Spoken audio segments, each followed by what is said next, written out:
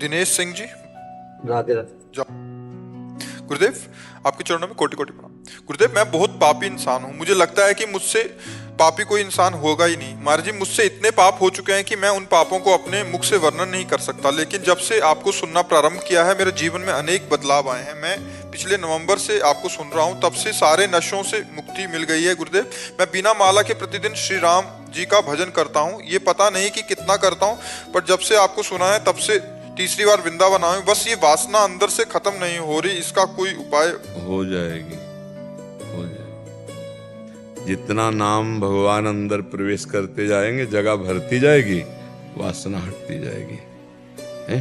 ये वासना रूपी पानी अपने आप निकलता जाएगा। जब ठोस राम नाम अंदर चलता जाएगा हृदय में, वो हृदय भगवान के नाम से पूर्ण होता जाएगा, सारे विकार निकल जाएंगे। आपको चिंता नहीं करनी, चिंतन करना है। हाँ, ये दुर्वासना सदैव जो जीव को आकर्षित करती रहती है, जब तक भगवत साक्षात्कार नहीं होता तब तक ये बनी रहती है। ये बहुत लंबी तक चलेगी, इसलिए घबराना नहीं। नाम जप करते रहना, भगवान के आश्रित रहना, तो उनकी कृपा से सब ठीक हो जाएगा, सब बढ़िया हो जाएगा। दुर्वासना हमको अब घसीट नहीं सकती, ये विश्वास करो। हम भगवान की शरण में हैं, भगवान की ये जब कभी दुर्वासना बढ़े, तत्काल ध्यान करो, मैं भगवान की शरण में। ए दुर्वासना, आप तो मुझे नष्ट नहीं कर सकती, क्योंकि मैं हरि शरणम, मैं भगवान की शरण में हूँ। और सीम की चाप सके को तासु, बड़ रखवार रमापति जासु। भगवान जिसके रखवारे हैं, उसको ये दुर्वासना क्या बिगाड़ पाएगी। मस्ती लाओ, भगवान के चरणों की शरणागति। काम के कारण थोड़ा सा नियम नहीं बन पाता। जैसे सुबह देखो, भगवान को सबसे ज्यादा स्मृति प्रिय है। स्मृति तो सोते जा, तो बस फिर हम जो भी कार्य कर रहे हैं, गृहस्थी में बैठकर भजन करने का समय ना मिले तो कोई शोक का विषय नहीं।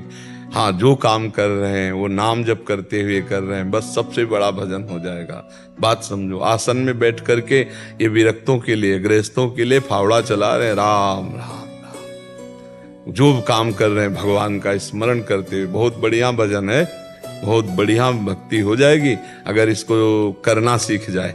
एक एक कवल में राधा राधा, ये पता नहीं, लेकिन ये तो नहीं, अभ्यास करते रहो। हाँ, और सबसे बढ़िया धन्यवाद है कि आप अपने जीवन को सार्थक कर रहे हैं। बुरे आचरण छोड़ दिए, गंदी बातें छोड़ दी, अब आपका जीवन पवित्र हो रहा है, आप भगवान की तरफ बढ़ रहे हैं, धन्य हो जाएगा जीवन। नहीं तो फिर वही सूकर कुकर की योनियों में जाना पड़ता है। पक्का समझो, जो मनुष्य देह प्राप्त करके असत आचरण करता है, उसकी दुर्गति। जो न तरे भव सागर, अस समाज नर पाए, स्वत निंदक मंदमति आत्महनन गति जाए। वो आत्महत्यारा अपना उद्धार कर नहीं पाया मनुष्य देह में, और उसकी दुर्गति होगी। अगर आप नाम जप कर रहे हो, फिर शरीर छूट जाता है, और अगर कमी रह गई है तो अगला जन्म ऐसे कुल में होगा जहाँ भगवान की भक्ति का वातावरण होगा, और जन्म से ही भगवान की भक्ति में बढ़कर भगवान को प्राप्त कर लोगे। इसमें घाटा नहीं होगा। पर जो भजन ही नहीं करते, गंदे आचरण करते, उनका जीवन व्यर्थ जा रहा है। तो सत्संग उनके जीवन को सार्थक कर। हम तो ये कह रहे हैं, अगर 5 मिनट भी पूरे दिन में भजन करने लगा कोई, तो जीवन के शुभ की शुरुआत कर दी। 24 घंटे में 5 मिनट बोला राधा राधा, कृष्ण कृष्ण, हरि हरि, उसने जीवन में मंगल बीज बो दिया। अब उसका अमंगल जो है वो नष्ट होना प्रारंभ हो जाएगा। 5 मिनट।